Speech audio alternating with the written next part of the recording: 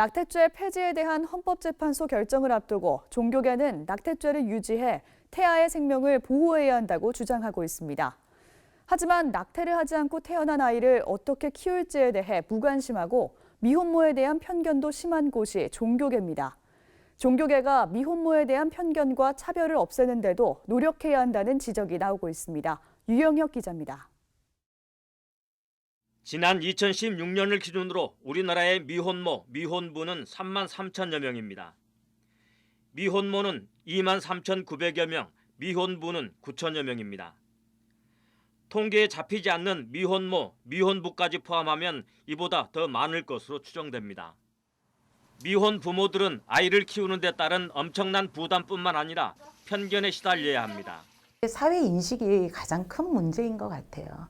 사실 결혼을 안 한 상황에서 경제적 지원과 이런 것들이 충분히 지원이 된다 할지라도 사회적 편견에서 벗어날 수가 없기 때문에 아이를 키우면서 이제 본인도 어떤 불이익을 당하지만 키우고 있는 자녀도 불이익을 당한다고 생각을 해서 종교계는 미혼모, 미혼부를 순결하지 못한 사람, 부도덕한 사람으로 치부합니다.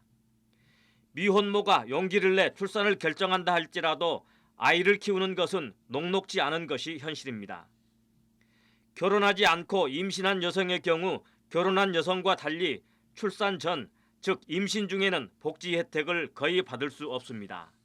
출산하고 나서는 좀 이런저런 지원이 있는데 임신기의 지원이 아주 부족해요. 미혼모는 그 임신을 통해서 그 병원비뿐 아니라 주거가 불안정한 경우도 있고 소득이 갑자기 그러니까 직장을 그만두니까 소득이 없어지는 경우도 있고 이런 과정에서 좀 비용이 좀 많이 필요하게 되는데 미혼모가 출산을 할 경우 대부분 기초생활수급자로 지정받고 취업을 할 경우 차상위 계층으로 지정돼 복지 혜택을 받지만 아이를 양육하는 데는 턱없이 부족합니다.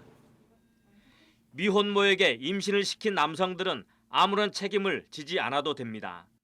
지난해 남성들에게 책임을 지우자는 히텐드런법을 제정해야 한다는 청원이 청와대 국민청원 게시판에 올라와 21만 7천여 명이 서명했습니다.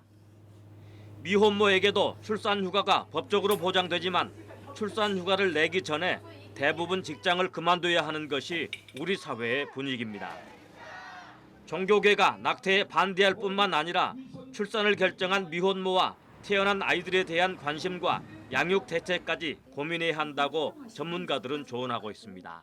그 지역사회 속에서 그러니까 미혼모가 고립돼서 살아가는 게 아니라 여기도 좀 가면은 좀 도와줄 수 있고 좀 서로 주고받을 수 있는 지역사회의 좀 네트워크를 통해서 지역에서 좀 자연스럽게 어울려서 살 수 있는 이런 좀 환경이 또 필요합니다. CBS 뉴스 유영혁입니다.